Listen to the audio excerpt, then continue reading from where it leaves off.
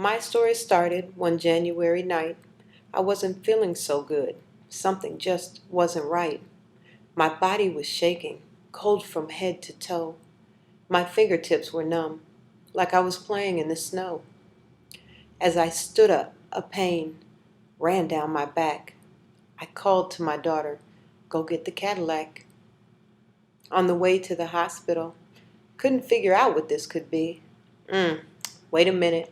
4 days prior, a bug had bit me. The doctor had warned me, and she said it repeatedly. The medicine may not work, and if you develop any symptoms, please get help immediately. When I arrived at the hospital, I told them the news.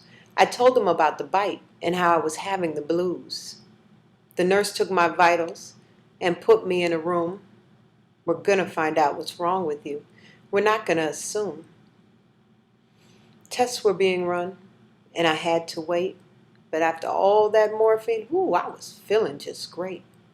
When along came Dr. Maxwell, and here's what he said. "If we don't operate on your heart now, 12 hours, you will be dead." I called all my family, scared and in fright, but no one would answer. It was the middle of the night. I woke up from surgery, weak and confused. Dr. Maxwell stood next to me, and he had some bad news. "We made a mistake. There's nothing wrong with your heart, but we didn't know that until we split you apart. You still have the fever you told us about. We're going to get to the bottom of it without a doubt." As I lay here in tears, trying not to be sad, the problem was the bug bite. I told them I had. I went home from the hospital, not quite myself, chest burning from the surgery. And you want to know what else? I had 4 children at home, in need of my time. The youngest 3 months, the oldest just 9. How will I take care of them? What will they eat? Who will give them a bath? Who will put them to sleep? I had so many questions. My mind wasn't clear. These drugs have me dizzy.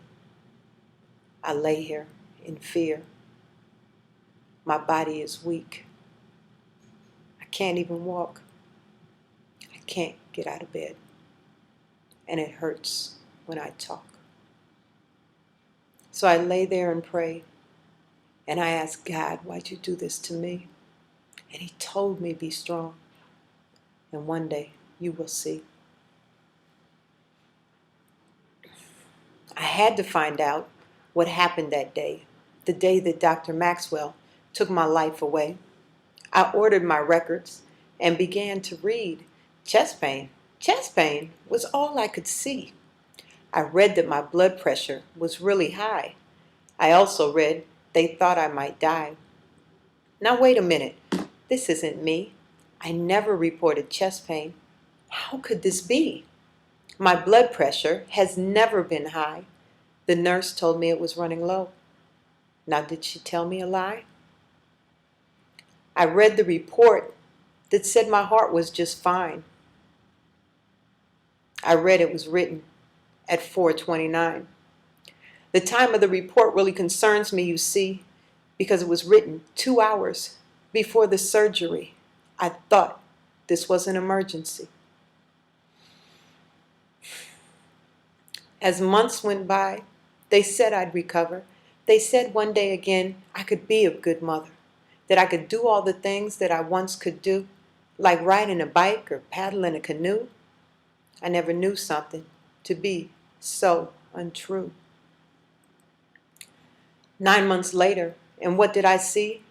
The wires to put me back together were now sticking out of me. Damn! Another surgery. It's been 2 years now, chest still in pain, taking so many drugs, I can't remember my name. Can't pay the bills. What will we eat? Will we have clothes to wear or a place to sleep? "We're not sure how to help you," the doctor said. Some days I feel I'd be better off dead. The medical board said Dr. Maxwell did nothing wrong, and they thought that would be the end of my song. They thought just because they said he was clear that my story today you don't need to hear. So am I supposed to sit here and suffer all by myself while Dr. Maxwell keeps working and possibly hurts someone else? I cannot be quiet. I'm not cut that way. God told me my story would save a life one day.